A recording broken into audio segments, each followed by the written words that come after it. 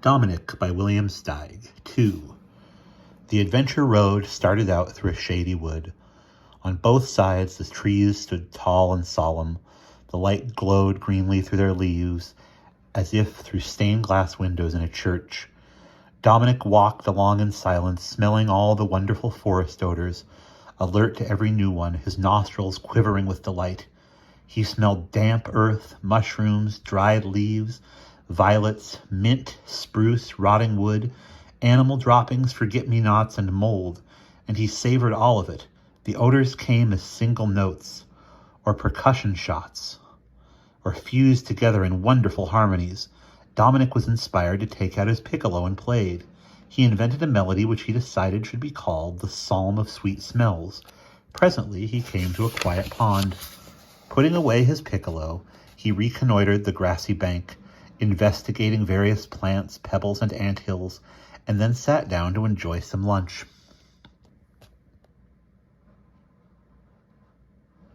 Scarcely had he wolfed a couple of sardines than the smooth surface of the pond before him ruffled, and there was a huge catfish regarding him with unblinking eyes.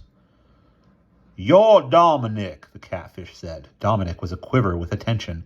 "Yes, I'm Dominic," he admitted. "Who are you?" "I can't tell you my name," said the catfish, "but I have something for you. I've been waiting for you to pass by so I could give it to you." And he held forth out of the water a long, sharp spear. "You're going to need this," he said. "This fine-edged spear will make you invincible in serious combat. That is, if you use it rightly." "What is using it rightly?" Dominic asked, accepting the spear. "Using it rightly," said the fish, "is using it with such skill that no one can best you." "I see," said Dominic. "Thank you very much." "You needn't thank me," said the fish. "I'm acting on orders." And he disappeared, leaving behind a small ripple that also disappeared. Dominic never did find out whose orders the catfish was acting on.